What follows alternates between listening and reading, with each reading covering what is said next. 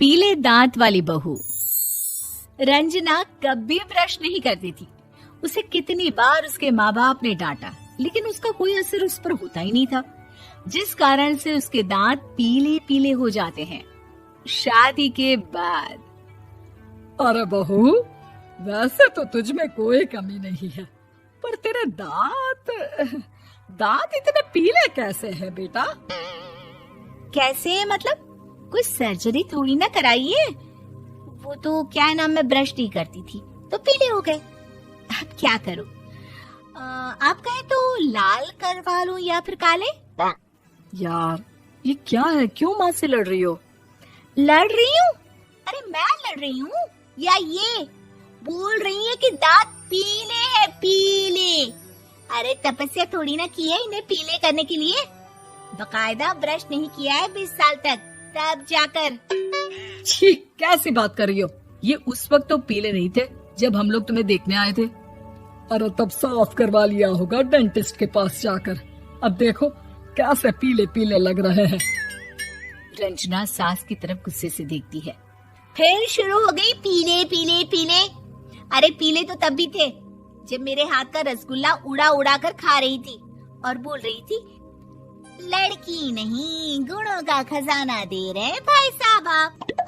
खैर, अब वो लोग करते भी तो क्या करते, पीले दांत वाली बहू पल्ले पड़ी थी तो झेलना तो था ही। एक दिन कीर्तन में रंजना गाना गा रही थी। अरे कमला बहन, माँ का द्वार है, यहाँ तो सब शुद्ध होकर आते हैं, फिर अपनी बहू को ब्रश भी नहीं करवाती तुम। दूर से पीले पीले दांत भक्ति में बाधा उत्पन्न कर रहे हैं। अरे कोई 2 साल के बच्चे थोड़ी ना लेकर आई हूँ मैं बहू बनाकर। अच्छी खासी लड़की है, अरे कैसे करवाऊं ब्रश? ये तो उसे खुद करना चाहिए ना। अब माँ बाप तो इसके जैसे तैसे निपटा दिए, ये नहीं सोचा कि सास कैसे संभालेगी। सास बहू को लेकर घर आ जाती है, लेकिन सोच लेती है कि अब इसे लेकर कहीं नहीं जाएगी। अगले रोज बहू कहती है, अरे क्या हो गया, मंदिर नहीं जाना क्या? कीर्तन का वक्त हो रहा है। मेरी मधुर वाणी से कान्हा जी जागते हैं और सोते हैं। आप तो जानती है ना उनकी भक्ति में कितना मन लगता है मेरा।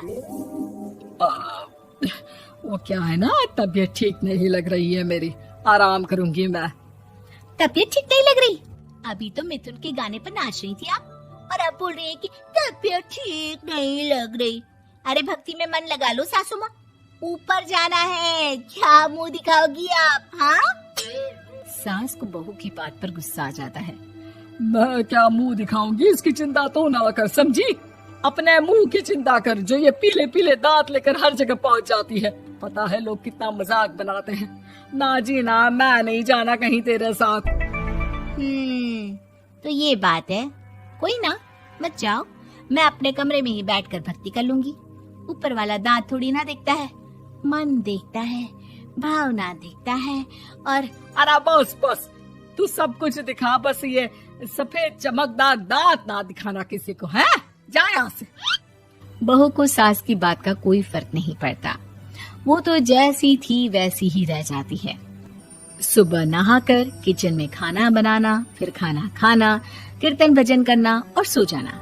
एक दिन, माँ जी मैं सहेली के घर जा रही हूँ, शाम को लेट आऊंगी। हाँ, तो जाना, मैंने कौन सा तेरी आरती करनी है घर पर बैठकर। रंजना सहेली के घर जाती है, जहाँ वो पार्टी में जाने की तैयारी कर रही होती है। अरे शिखा, कहाँ जाने की तैयारी कर रही है? मैं गलत वक्त पर आ गई क्या? अरे नहीं यार, उल्टा सही वक्त पर आई है।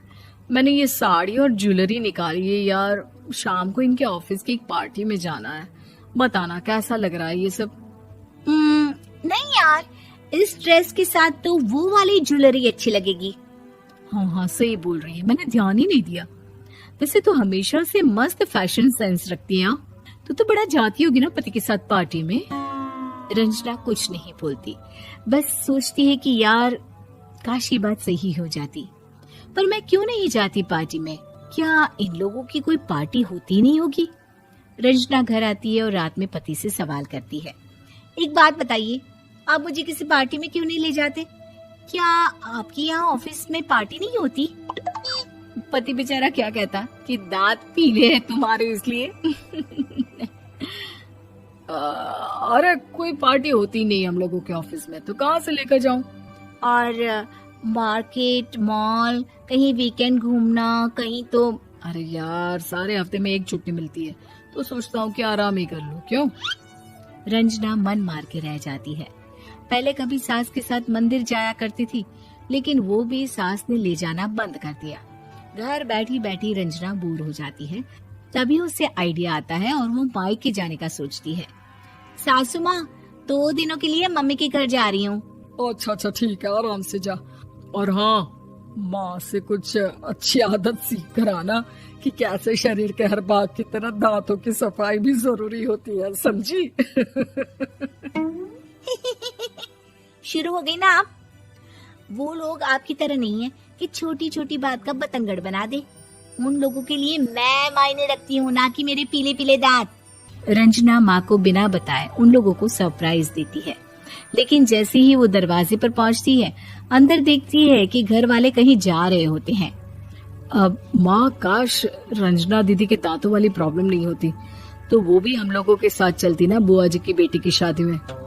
हाँ बेटा, लेकिन अब उसे कौन समझाए कि उसको उसके पीले दांत नहीं दिखते, लेकिन उसके आसपास के लोगों को कितना एम्बैरेसिंग फील कराते हैं।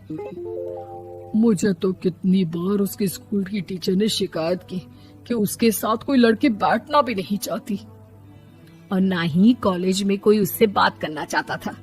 लेकिन पता नहीं क्यों उसे ये बात समझ में ही नहीं आती। कोई कमी नहीं है उस लड़की में, बस यही कि दांत पीले हैं। वो तो भला हो जीजा जी और उनकी माँ का, जो दीदी को जैसी है वैसे ही रखा हुआ है। रंजना को अपने घर वालों की बात सुनकर बहुत दुख होता है। वो सोचती है कि वो क्या करे, लेकिन फिर वो सीधा डेंटिस्ट के पास जाती है, अपने दांत चमकाती है और कसम खाती है कि वो रोज ब्रश करेगी। अरे क्या हो गया? तुम तो 2 दिनों के लिए गई थी ना, पर कोई ना, अच्छा है, चलो आ गई तो। रंजना सास के सामने आकर खड़ी हो जाती है और पूरी स्माइल करती है, उसके चमकदार दांतों को दिखाती हुई। है? चले मंदिर। माँ, मुझे माफ कर दीजिए, मैंने आप लोगों को बहुत एम्बैरेसिंग फील करवाया। मैं आज से रोज ब्रश करूंगी।